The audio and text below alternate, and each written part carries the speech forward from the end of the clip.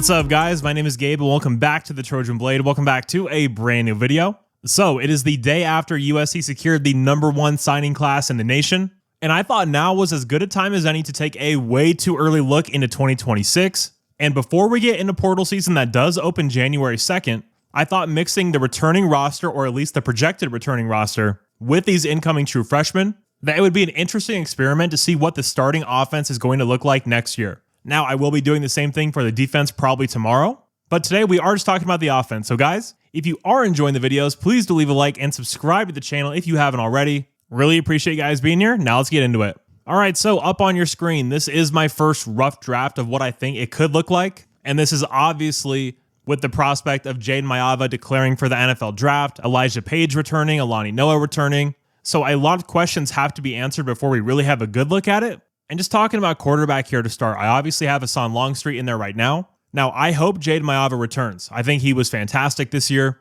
Definitely good enough to get USC to a playoff. And that's the goal for 2026. With that schedule, I would prefer to have that veteran leadership back, a guy that's been there, done that, played in a lot of big games. But I just think with his size and his tools, I think that the NFL is going to like him. Maybe not a first round guy, but maybe a second or a third. I mean, if a guy like Tyler Shuck can go in the second round to the Saints, Jaden Maiava could certainly go in the first 3 rounds of the NFL draft. So with that in mind, I do have Longstreet there. Now, what is this going to do for the offense in 2026 if he is the guy? Well, I know on this lineup, I have it set to 11 personnel, but I think we're going to be in 12 personnel a lot of the time. Mark Bowman and Walker Lyons out there together. A ton of QB run game, QB power, QB counter, read option, and obviously everything with the RPO built into it. We saw what USC's running game can be in 2025. This could be an elite running game if we get some better play up front. And when Jaden started to actually run the ball, that opened up everything for us in the run game specifically. So when you have a guy like Hassan Longstreet, that's a runner first. At least that's what he showed in high school. I mean, talk about a guy that's dangerous as hell with the ball in his hands. Pairing Longstreet with King Miller, with Wayman Jordan, this run game would go to a different level. But the reason that the QB run game works so well with Jaden Maiava is that the defense is terrified of him throwing the football and scared of our receivers. So the big question for Longstreet is how far along is he throwing the football? Is he going to be able to strike fear into the defense with his arm? And when you're talking about a Lincoln Riley quarterback that's been in the system for an entire year, as we saw with Jaden Maiava, guys are capable of taking enormous leaps. So when you pair the athleticism with the arm strength, because Hassan has a slightly stronger arm than Jaden Maiava. He does. The kid's got an absolute hose for a right arm. So when you pair all of that with Lincoln Riley's coaching and the weapons around him in this system, it could be a dangerous, dangerous pair there. And if you hit on Longstreet, and that's a big if, the ceiling for the offense is higher than it is with Jaden Maiava. But if you retain Jaden, that floor is so much higher in my opinion.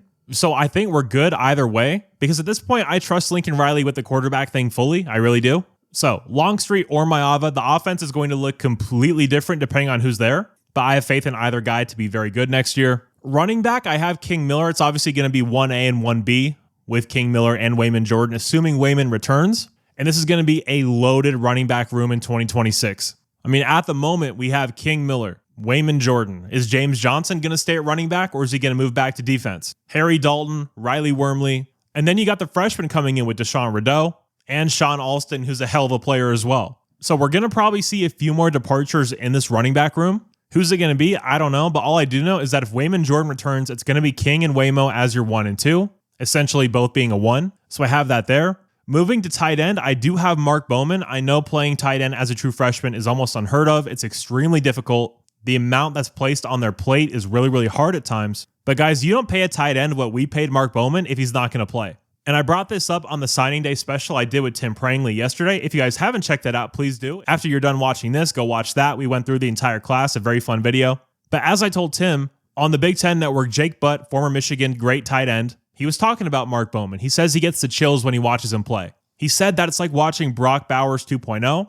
And I really think Mark Bowman is not only going to start next year, I think he has the potential to lead the team in targets and catches. I really do. He's one of those guys that can just find the soft spots in the zone. He can fly down the field to get that seam. I think he's going to be one of the biggest weapons in the entire country next year. I really do. So I do have him starting there. But again, when we're in 12 personnel, it is going to be Bowman and Lyons. And early in the year, who knows, maybe Walker Lyons is the starter. This could go either way, but it definitely is between those two. And the coaching staff really seems to like Tanella Tupou. He got some playing time in that Bruin game. number 88, so he's one to watch as well. Moving to the wideouts, this was by far the hardest one for me to put together. So Tanook Hines is going to be one of your starters. I think that's for sure. Caden Dixon-Wyatt, I also think is pretty close to a slam dunk as being a starter. He has the most college-ready game of any of the wideouts we have in this class. The route running, the hands, the blocking. This guy does everything at an elite level. Now, the other wide receivers where it gets really interesting, and this could be where the portal will play into effect, but we're not there yet. So I have Prince Strawn in there right now. This could be any of the freshmen, though, and I would not be surprised. This is just a complete guess. It could be Booby Feaster. Do they want Booby Feaster inside, or could he play outside? KDW can also play inside or outside. And then you have guys like Trent Mosley and Luck Weaver, Tron Baker.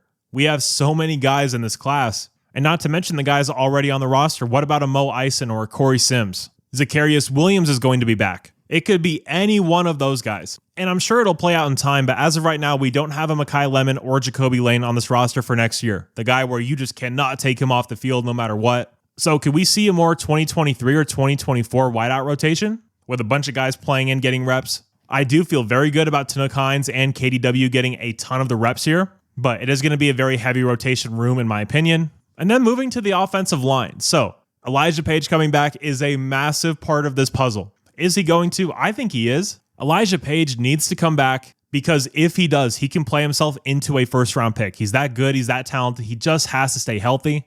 And if he puts together a fully healthy season of elite play, like we saw from him at times this year, he's going to be an All-American. He's going to be a first-round pick, and he's going to make himself a ton of money. Moving to left guard, Tobias Raymond. As we know with Tobias, very good guard. Cannot play tackle at this level, not even close. Put him back at guard, and then go from there. So in my mind, I thought Killian O'Connor was out of eligibility. Then I went to the USC roster, and he's a redshirt junior. So he could come back next year. Is this a spot we could go to the portal? Absolutely. Killian did a pretty good job for us this year. Struggled against some of those bigger lines, as you would expect. But as of right now, he is your center for 2026. I have Alani Noah at right guard. There's some NFL smoke about him. That would be very interesting to see what happens. His play sort of fell off towards the end of the year. You started to see those inconsistencies come back. The technique was kind of all over the place. We didn't see the Alani Noah we saw earlier in the year, especially in that Michigan game where he was fantastic. So could that be a portal spot? We have to wait and see with that. And then at right tackle, I have Kenai Pepe, the true freshman. Now, I never do this with freshman offensive linemen.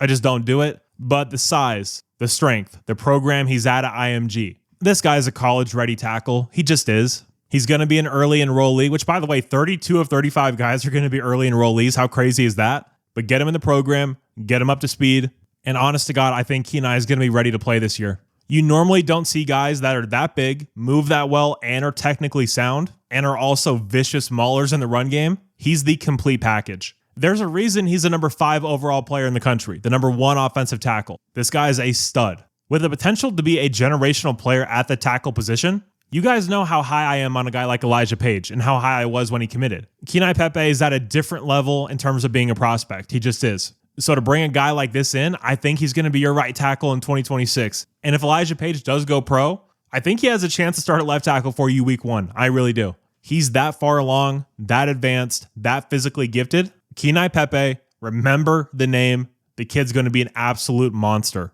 There are some other guys on the offensive line to talk about. What's a guy like Hayden Treater going to do? 6'6", 320 going into his redshirt sophomore season. He did get some reps this year when we went into that heavy package as a 6th offensive lineman. Kalon Miller's a guy that played in spots this year. Obviously, Justin Tuanu, what do you do there? He could start at tackle as well if Kenai Pepe is in fact not ready. Is Justin a guy that makes the move to guard if Alani goes pro? We could see that as well. If there's one thing we know about Coach Hansen and this offensive line, it's also a Lincoln Riley thing as well. He likes big athletic guards, like 6'5 plus. That's his preference, which is why you see a guy like Tobias Raymond work in the system at guard. At the end of the 2024 season, after the A&M game, I put out a tweet saying that Raymond should be playing guard instead of tackle. And I could see that with Justin as well. I do think Justin is more suited to play tackle at this level than Tobias is. But Justin for sure can make the move to guard. And are one of these guys going to get moved to center? We've seen that happen before as well with Jonah Monheim, with Justin Dedich. As we saw in the portal last year and just the rotation, it seemed like we really put an emphasis on getting true centers. So is that something we're going to do again? But yeah, overall, just a very fun conversation, an interesting exercise. Nothing in pen yet, obviously. A lot can change from now to next August. But I'm sure you guys have a ton of thoughts on this. So if you do, please do let me know them down below in the comment section. Fascinated to see what you guys think about the wide receiver rotation specifically. Make sure you let me know about that. And also, do you want Jaden to come back or do you want it to be Hassan Longstreet's turn? Drop that down below as well. And yeah, guys, if you could, please do leave a like and subscribe to the channel if you haven't already. Really appreciate you guys being here today. You're all awesome. And as always, take care and fight on.